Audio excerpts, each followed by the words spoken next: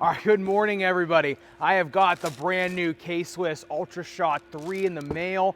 This is gonna be an interesting play test as this is a lot of shoe. These come in at like 15.3 ounces for a men's size 10.5, so actually a lot going on here. So let's put them on and let's get started.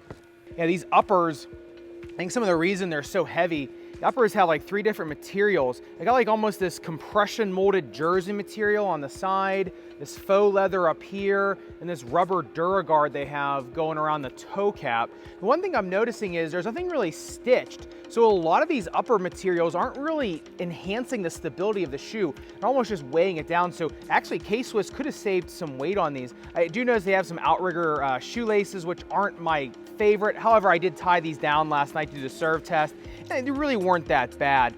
Now, like a lot of other new shoes, these do have a compression molded EVA midsole, which means it's gonna be really soft when you first put them on, but there is a chance that it might get just a little bit bottomed out in the future. Now, it's not injection molded, which does crease down a lot quicker, so this will last you a little longer than some traditional injection molded midsoles, but it still will bottom out faster than more of a closed cell foam on some other harder midsoles. Now, these do have a really broad shank. It's more of a thermopolyurethane shank, not really a rigid one, but it does span pretty far. The serve test, I got about 23 centimeters of serve height and only about 61 centimeters of distance. So the midsole does have some bounce. The shank does have a little bit of a cantilever, but not nearly as much as some other shoes in this weight class. And for a shoe this maximalist, it doesn't really have that big fat lateral flange like the Adidas Sole Court Boost does, or that big tread profile on the forefoot like the Asics Court FF2 does. It does have a lot of cushion though. I will say the fit of these is just unbelievable. I mean, they are just so comfortable right off the jump on these shoes. You really can feel that midsole compressing around you. And that arch support, which is in the shank, really is pretty malleable. So your arch never feels like it's getting too strained or it's getting too much of a platform. So if you like that, that's pretty cool. Now, like some other maximalist shoes, these do break in almost immediately. Now, these aren't the widest shoes that K-Swiss makes. I'd say if you're above a 2E, you probably want to go up that half size. Now, we will see more what that midsole is made of when we tear these shoes down after the play test. The outsole is pretty interesting. It is just an entire piece of hard court herringbone. It is pretty flat. There aren't really a lot of chunky pieces of herringbone, so I'm not so sure these are going to be so great for clay, even though they are a herringbone. All right, so it is just after 6 a.m. here. Let's start the play test.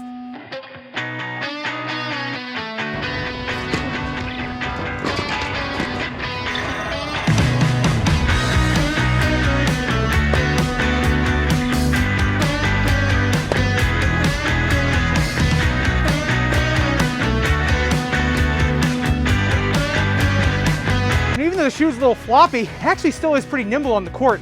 And that midsole foam, as soon as I give it some energy, like when I'm running and actually giving it some kinetic energy, it's actually responding pretty well.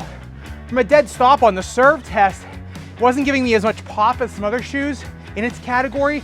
But once I get moving, the midsole foam seems like it responds more and more and more the more I move.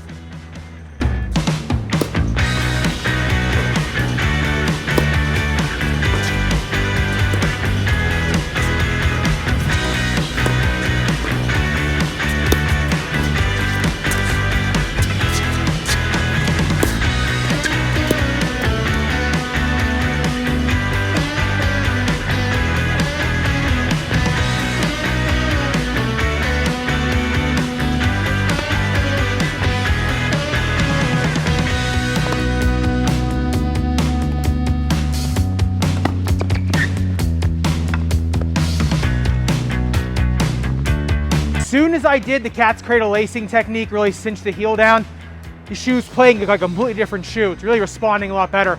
So if you are gonna buy them, make sure you do that cat's cradle technique.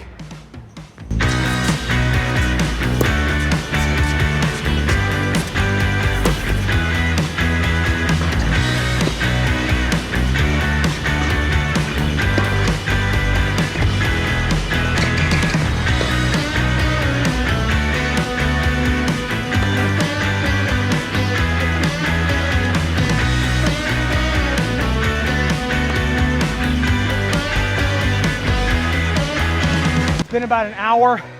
Now I'm actually starting to feel the weight of these shoes. All right, that's it for the play test. So, these shoes were a little bit of a surprise to me. On the suicide test, as you can see here, I came in at 15.25 seconds. I actually thought I would be a little slower just by how much these shoes feel in my hand, just how much they weigh. However, that midsole foam, which I'm really excited to go take these into the workshop and cut open and really see kind of what it looks like on the inside, it really does start to provide a lot more energy return as you start giving them more energy. It's kind of like a symbiotic relationship. It's pretty interesting. I really think probably the best people for these shoes, bigger players, like bigger men and women that do need a lot of support. People with heel pain will do really well with these, or history of heel pain, maybe some knee issues, or just someone that is a big mover, or maybe a big serve and volley, or even someone that plays really high level doubles. So if you're really jumping into your serve and you're slamming down a lot, I really think these are gonna help you with that. I think someone that's used to a lighter shoe or wants something more toward the Mizuno line, Solution Speed, Ubersonic 4, I think you're really gonna find these to be lead balloons. Now, midway through, I went into the cat's cradle lacing technique, as you could see, and that just really changed the dynamic of these shoes. Before, they felt real clunky. I was moving around in them in the heel. I really wasn't confident moving side to side. And as soon as I started tying them down with that little bit of an enhanced lacing, the shoe played completely different. Now, coincidentally, it also heated the shoes up more because air wasn't escaping. So I was getting some more of that K-Swiss heating that I've noticed on some of the previous Ultrashots. That's kind of something that was a little bit of a push-pull there as well with the heating up, but not nearly as bad as previous models of this shoe, plus it's a lighter color. The other thing I noticed during the play test is this little rubber compound on the outside, that Surge 7.0 midsole they have, like, the old, it looks like a Surge can from back in the 90s, but I do think that rubber does just give you a little bit more of a pop when you're out wide, but just remember, you really got to lace the shoe up to get that pop, to be able to use that rubber. So this shoe definitely has some tools you can use, but you got to kind of be the right player, I think almost the right body style too, to really benefit from it. And when you think of an ATP and WTA player, they're big, they're tall, they're muscular, right? So they're really going to be able to use this shoe maybe better than some club players who don't have that huge frame and that huge muscular leg architecture. So I think, like I said, certain players are going to love it, certain players are going to hate them. All right, well, I still got a day full of patients at the office. I'm gonna go do that, and then we'll take these into the workshop, cut them open, and see what they're made of. All right, so just walking out of the play test, I had to flip my camera back on just because walking in these shoes still, I can't believe how not painful my feet still are. I was feeling a little bit of the weight there toward the end of the play test. However, just walking in these now, my feet feel so resilient still. So I really feel like a lot of times after I've played a lot in a week, my feet can feel a little sore by Friday when I'm playing in the mornings and going to work. However, in these today, I really still feel really good. My feet have like a little bit of bounce in their step. So I really feel like if you're someone that plays a lot of tennis or plays a lot of matches in a row, these actually might be a really good pickup for you just because they're going to keep your feet feeling so good. So I really got to say, I may have judged the midsole and the weight of this shoe a little bit too early. All right, on the teardown, as you can see, 2.8 centimeter heel height, which is just a ton of stack in the heel. Now, it's only a 1.3 centimeter heel to toe drop, which seems like a lot. However, when you have 2.8 centimeters of stack, that 1.5 centimeters in the forefoot is still a ton of forefoot cushioning. Now, as you can see, when I compress it, you can actually see the physical open cells of that foam. So these are going to compress down over time, but while this shoe is newer, man, you are just gonna get a ton of cushioning in this shoe. Now, as I can see, this shank, as I bend it, it does bend pretty good. Now, this shoe is cut in half. So when you are in this shoe and it's actually connected, that shank is gonna be pretty pliable. I think that's one reason why you didn't see a ton of height in the serve testing. That shank just moves around a lot, but a ton of comfort. This shoe just reminds me of just kind of a better engineered Vapor Cage 4. And as you can see on the durability test with the Dremel 10 seconds highest grit sandpaper, both on the uppers and the outsole, almost 2 millimeters of damage on both, which is a little bit worse than some of the other shoes in its class. A lot of the other shoes in its class, like the Vapor Cage 4s, barely a millimeter of damage on the outsole, and that DuraGuard on the upper on those shoes, barely a millimeter. So you are getting just a little bit more wear on these K-Swiss shoes. Now, almost 2 millimeters on these tests isn't terrible. It's just not as good as some of the other shoes in its class.